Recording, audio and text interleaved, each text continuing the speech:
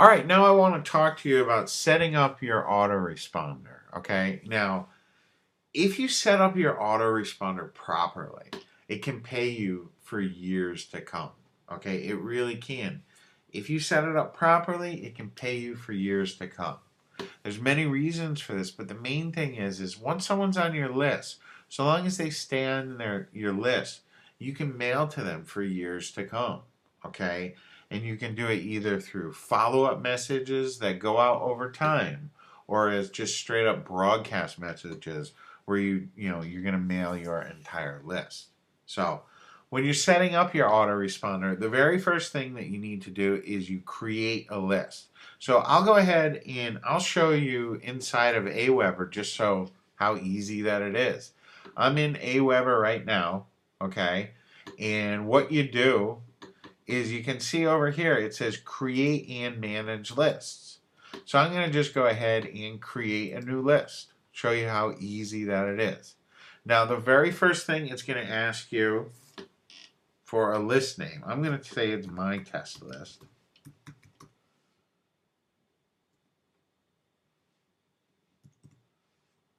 Okay, we're going to name it and then give it a description, my test list test. Okay, it's coming from me. It's got an address. Now, you can set up Aweber to give you notifications. I generally don't, but you could enter your name and email, and every time someone signs up to your list, they'll send you an email. You know, it's fun at first, but you'll find it gets annoying after time. So make sure you go ahead and save your settings. So we've got our first list, it's created, my test list. And then next what we can do is we can personalize our list. What we can do is we can brand our list with all our information. Okay, so you can add in your company name, your URL, an email signature. You can connect it with Twitter and Facebook. I'm not going to worry about that right now. Okay, what I am going to worry about though is you can see over here where it has confirmed opt-in. A lot of people think that you have to go confirmed opt-in. What that means is when someone enters your email list, they have to confirm their subscription before they'll get emails from you. And I recommend you turn it off. Okay. And they strongly suggest you leave it on.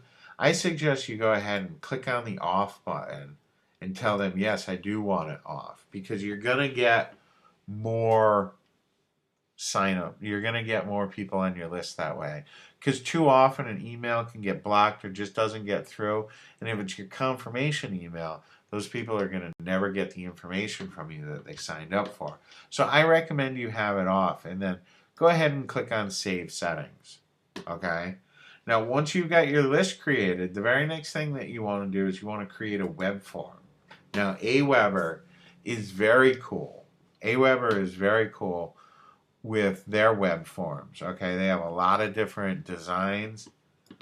You just click on Create a Web Form, and you can see it's going to have all these different designs that you can use. There's all kinds of different things. I like just using basic type of designs, but this one right here is all right. And you can see there's a lot of stuff on here that we don't need. Like, I like to get rid of a header. I like to make sure that it's centered. Okay, you can see we can change that to center. I like to get rid of this powered by Aweber button. It's not necessary. And also get rid of the footer so we have a nice tight little opt-in form. And I always, absolutely always, get rid of the submit button and put something like click here for instant access. Okay, I like using something like that. And you can see that it doesn't fit, so if we just go ahead and hit the resize button, that'll allow us to resize it and make sure everything fits. And we can go ahead, go to step 2. Now, this is very, very, very important, okay? This thank you page, it needs to be, you need to put in a custom URL. It needs to be your OTO page. The very first thing that people are going to see needs to be your OTO page. Okay, so make sure that you put in your OTO page. That's extremely, extremely important. Okay, and I also like to have my already subscribed page be the OTO. So if someone's already on the list, I like to go ahead and show them that OTO, even if they try to sign up again. And then we go ahead and save our web form. Okay. And then the next step is it's going to ask you, where are we going to publish this? And then you just go ahead and you can get the code right from Aweber, and you paste this code right into your web page. Okay?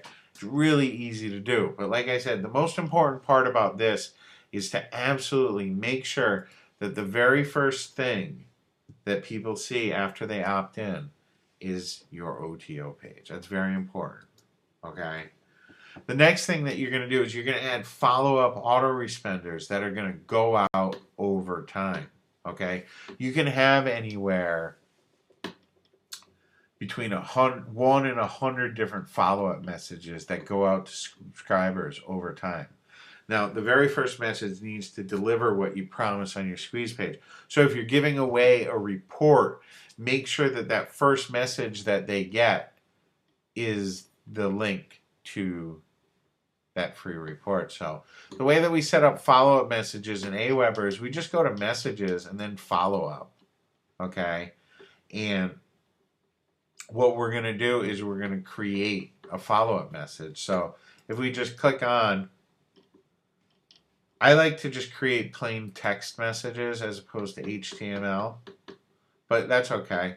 If you want to use HTML, you certainly can.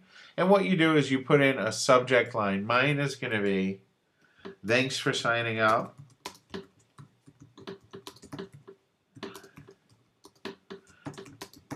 Your download. Okay, because like I said, you want to make sure that that first email that they get is your download. Okay. And then in here, we're going to put our message. Here is your download. Thank them. Okay. And then the link. Okay, very easy, very simple. And then we can just go ahead and go next. They're going to ask us, do we want to track clicks on website links in this message? Yeah, I like tracking my clicks. And then it's going to save and exit out of there. Okay. And this email, the first email is always going to go out as soon as they sign up. That's what this interval is. So we can go ahead and create another new message. Okay.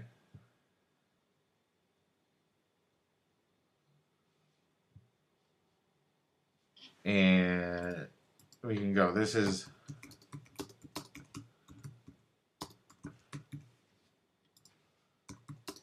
put in your message, promote your OTO,